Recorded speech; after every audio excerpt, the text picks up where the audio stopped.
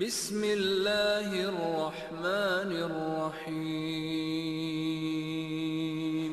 الحمد للہ رب العالمین والصلاة والسلام علی نبینا محمد وآلہ وصحبہ اجمعین، واشہد ان لا الہ الا اللہ وحدہ لا شریک لہ، واشہد ان محمدا عبدہ ورسولہ، اما بعد۔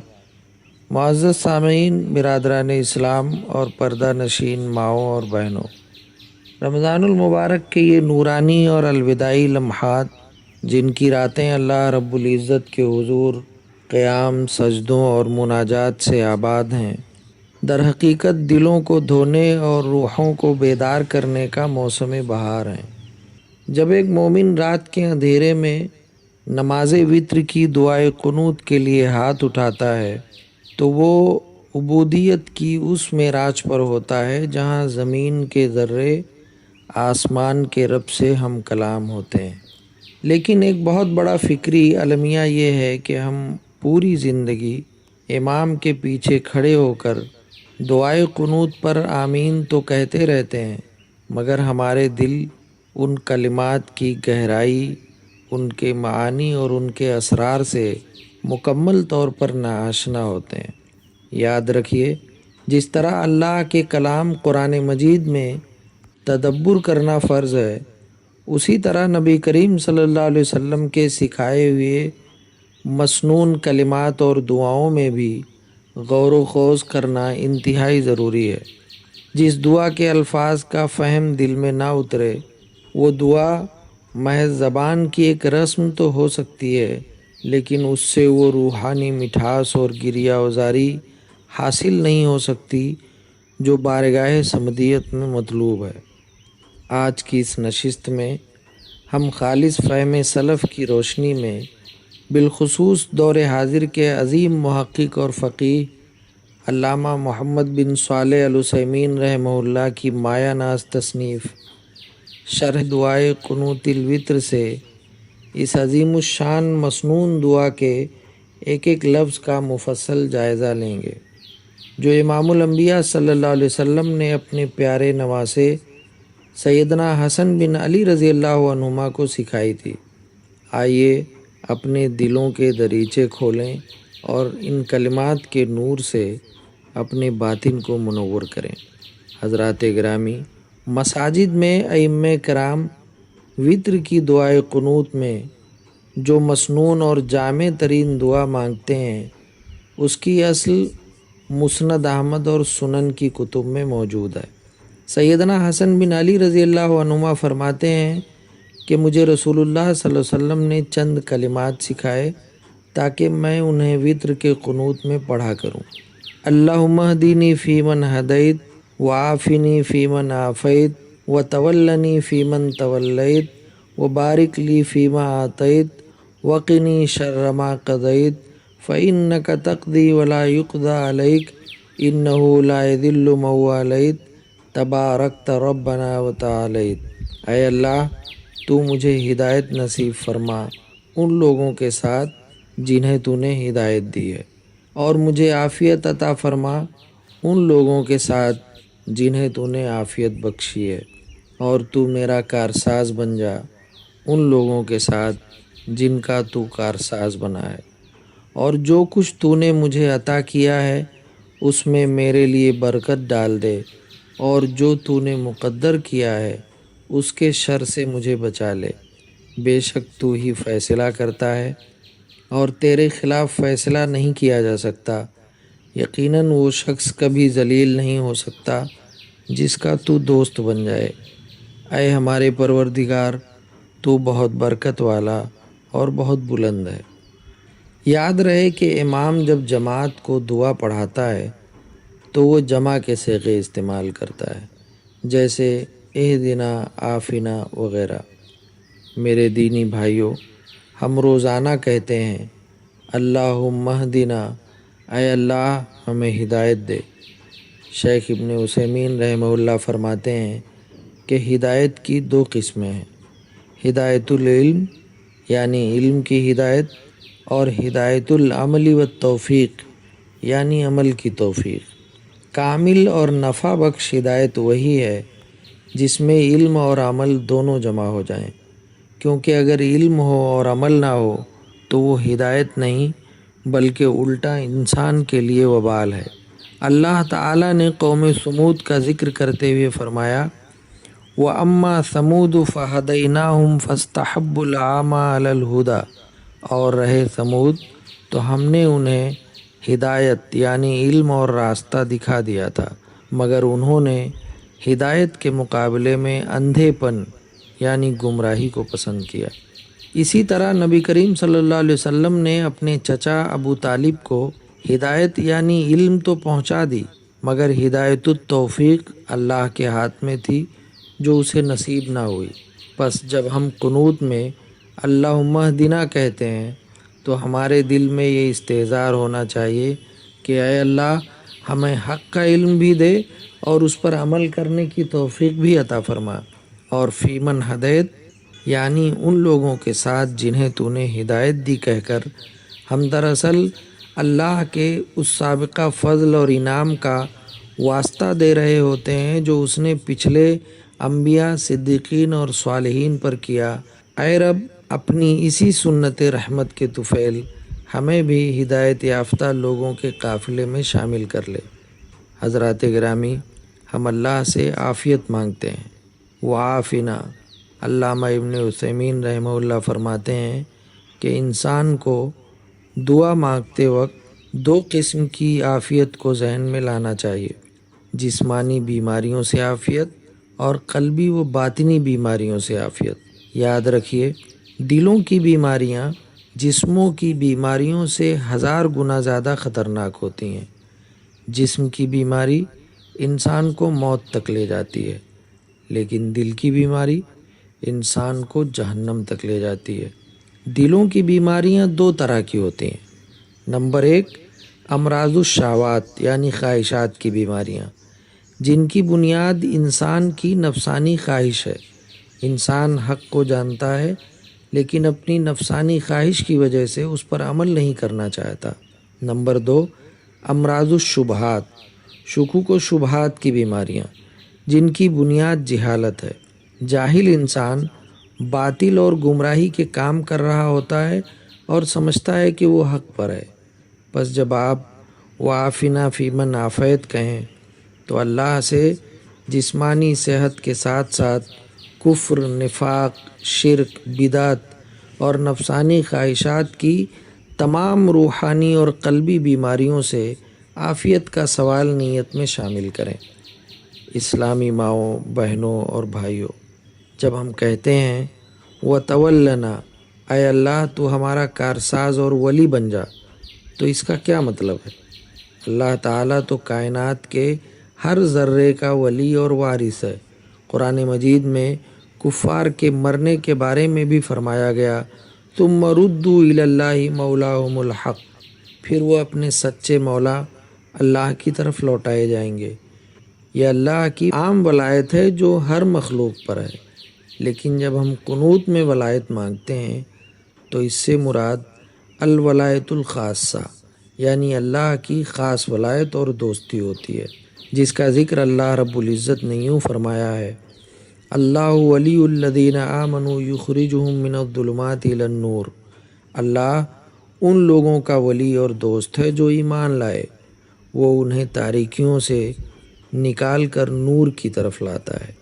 یہ وہ خاص ولایت ہے جس میں اللہ بندے کی خصوصی حفاظت فرماتا ہے، اس کی نگہبانی کرتا ہے اور اسے ان کاموں کی توفیق دیتا ہے جن سے وہ راضی ہوتا ہے۔ جو شخص اس ولایت کو پانا چاہے اسے 2 شرائط پوری کرنی ہوں گی، ایمان اور تقوی۔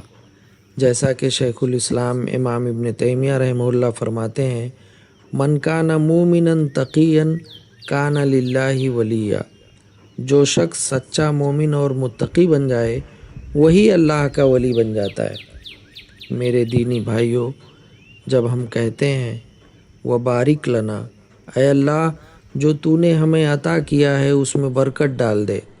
علامہ ابن عثیمین رحمہ اللہ فرماتے ہیں، البرکہ کا معنی ہے الخیر الکثیر الثابت، وہ خیر جو بہت زیادہ ہو اور ہمیشہ باقی رہنے والی ہو۔ اگر اللہ آپ کے مال، اولاد اور علم میں برکت نہ ڈالے تو یہ نعمتیں آپ کے لیے زحمت بن جائیں گی۔ کتنے ہی لوگ ہیں جن کے پاس کروڑوں کی دولت ہے مگر وہ فقیروں کی طرح گن گن کر زندگیاں گزارتے ہیں، اور اس مال سے ان کی دنیا یا آخرت کو کوئی نفع نہیں پہنچتا۔ یہ برکت کا چھن جانا ہے۔ کتنے ہی لوگ ہیں جن کے پاس اولاد تو ہے مگر ان کی نافرمانیوں اور گناہوں کی وجہ سے وہ اولاد ان کے لیے وبال جان بنی ہوئی ہے، اور کتنے ہی لوگ ہیں جنہیں اللہ نے علم تو دیا مگر ان کا علم ان کے اخلاق، عبادت اور معاملات میں کہیں نظر نہیں آتا۔ وہ تکبر کا شکار ہو جاتے ہیں اور ان کے علم سے اللہ کے بندوں کو کوئی فائدہ نہیں پہنچتا۔ بس جب ہم وبارک لنا فیما آتیت کہتے ہیں تو دراصل ہم ہر اس نعمت میں خیر کثیر اور دوام مانگ رہے ہوتے ہیں جو رب کائنات نے ہمیں عطا کر رکھی ہے۔ وقنا شر ما قضیت۔ حضرات گرامی، یہ قنوت وتر کا وہ مقام ہے جہاں عقیدہ اہل السنہ والجماعہ کا ایک عظیم ترین اصول بیان ہوا ہے۔ ہم دعا کرتے ہیں وقنا شر ما قضیت، اے اللہ جو تو نے فیصلہ کیا ہے اس کے شر سے ہمیں بچا لے۔ یہاں ایک بہت نازک سوال پیدا ہوتا ہے کہ کیا اللہ تعالیٰ کا فیصلہ بھی شر ہو سکتا ہے؟ اس کی نہایت بصیرت افروز وضاحت کرتے ہوئے علامہ ابن عثیمین رحمہ اللہ فرماتے ہیں، اللہ تعالیٰ خیر کا بھی فیصلہ کرتا ہے اور شر کا بھی، لیکن یاد رکھیے اللہ تعالیٰ کا فیصلہ ہمیشہ خیر محض ہوتا ہے، جبکہ برائی اور شر اس چیز میں ہوتا ہے جس کا فیصلہ کیا گیا ہو۔ اس کی مثال یوں سمجھیے، اللہ تعالیٰ قحط، خشک سالی اور بیماری کا فیصلہ فرماتا ہے۔ بظاہر خشک سالی اور فصلوں کا تباہ ہونا لوگوں کے لیے شر ہے، لیکن اللہ کا یہ فیصلہ کرنا خیر ہے۔ کیسے؟ اللہ رب العزت خود اس کی حکمت بیان فرماتا ہے، ظہر الفساد فی البر والبحر بما کسبت ایدی الناس لیذیقہم بعض الذی عملوا لعلہم یرجعون۔ خشکی اور تری میں لوگوں کے اپنے ہاتھوں کی کمائی کی وجہ سے فساد ظاہر ہو گیا تاکہ اللہ انہیں ان کے بعض اعمال کا مزہ چکھائے تاکہ وہ اللہ کی طرف لوٹ آئیں۔ دیکھا آپ نے، فیصلہ قحط کا تھا مگر اس کا حتمی نتیجہ اور حکمت یہ تھی کہ غافل انسان گناہوں سے توبہ کر کے اپنے رب کی طرف پلٹ آئیں۔ پس شر اس واقعے میں تھا مگر رب کے فیصلے میں سراسر خیر اور حکمت تھی۔ اسی لیے تو ہمارے حبیب صلی اللہ علیہ وسلم نے اپنے رب کی ثنا بیان کرتے ہوئے فرمایا تھا والخیر بیدیک والشر لیس الیک، اے اللہ تمام بھلائیاں تیرے ہی ہاتھوں میں ہیں اور شر کی نسبت تیری طرف نہیں کی جا سکتی۔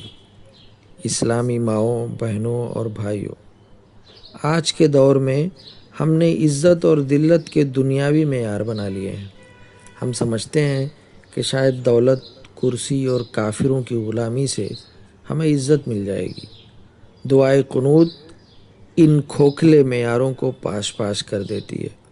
ہم اپنے رب کے حضور اقرار کرتے ہیں انہ لا یذل من والیت ولا یعز من عادیت، اے اللہ جس کا تو دوست اور ولی بن جائے اسے کائنات کی کوئی طاقت ذلیل نہیں کر سکتی، اور جس سے تو دشمنی کر لے اسے کوئی عزت نہیں دے سکتا۔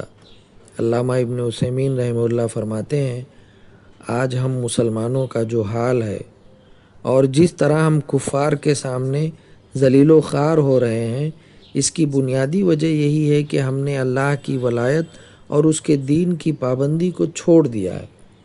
جو شخص، جو قوم یا جو ملک اللہ کو چھوڑ کر اس کے دشمن کفار سے عزت مانگے گا، اللہ اس پر ذلت مسلط کر دے گا، کیونکہ قرآن کا اٹل فیصلہ ہے ان الذین یحادون اللہ ورسولہ اولئک فی الاذلین، بلا شبہ جو لوگ اللہ اور اس کے رسول کی مخالفت کرتے ہیں وہی لوگ سب سے زیادہ ذلیل ہونے والوں میں سے ہیں۔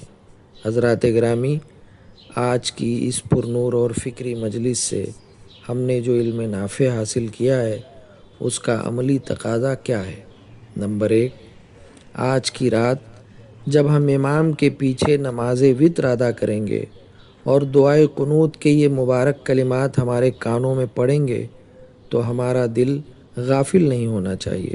ہماری ایک ایک آمین شعور، فہم اور آنسوؤں سے بھیگی ہونی چاہیے۔ نمبر 2، ہمیں اس بات کا ادراک ہونا چاہیے کہ ہم اللہ سے علم نافع اور عمل صالح مانگ رہے ہیں، دل و جان کی عافیت طلب کر رہے ہیں اور اس کی وہ خاص ولایت مانگ رہے ہیں جو صرف متقیوں کو نصیب ہوتی ہے۔ نمبر 3، ہمیں اس بات پر کامل یقین رکھنا ہے کہ تقدیر کے فیصلے خواہ کتنے ہی کڑوے کیوں نہ لگیں، ان میں اللہ کی کوئی نہ کوئی عظیم حکمت اور خیر پوشیدہ ہوتا ہے، اور عزت صرف اور صرف محمد رسول اللہ صلی اللہ علیہ وسلم کے لائے ہوئے دین کی پیروی میں ہے۔ آئیے آج ہم اپنے پروردگار کی بارگاہ سمدیت میں انہی مسنون کلمات کے واسطے سے انتہائی عاجزی کے ساتھ دستے بدعا ہوں۔ اے ہمارے پروردگار، تو کمال رحمت اور حکمت والا ہے۔ اے اللہ، ہمیں دین کی صحیح سمجھ، تفقہ اور شعور عطا فرما۔ جو کلمات ہم نے آج سیکھے ہیں ان کی برکات ہمارے دلوں پر نازل فرما۔ اللہم اہدنا فیمن ہدیت وعافنا فیمن عافیت۔ اے اللہ، ہمیں ان لوگوں میں شامل فرما جنہیں تو نے ہدایت دی۔ ہمیں ہر قسم کی ظاہری اور باطنی بیماریوں، شکوک و شبہات اور خواہشات سے عافیت عطا فرما۔ اے اللہ، تو ہمارا ولی اور کارساز بن جا۔ ہمارے مال، ہماری اولاد اور ہمارے وقت میں بے پناہ برکتیں نازل فرما، اور جو بھی کٹھن اور کڑوے فیصلے تو نے تقدیر میں لکھے ہیں ہمیں ان کے شر سے محفوظ فرما کر ان کی خیر عطا فرما۔ اے اللہ، آج رمضان المبارک کی ان مبارک ساعتوں میں ہماری دعاؤں کو قبول فرما، ہماری لغزشوں کو درگزر فرما، امت مسلمہ کو کفار کے غلبے سے نجات عطا فرما کر حقیقی عزت ایمانی نصیب فرما، اور ہمیں روز قیامت جنت الفردوس کا وارث بنا دے۔ آمین یا رب العالمین۔ وصلی اللہ علی نبینا محمد وعلی آلہ وصحبہ اجمعین۔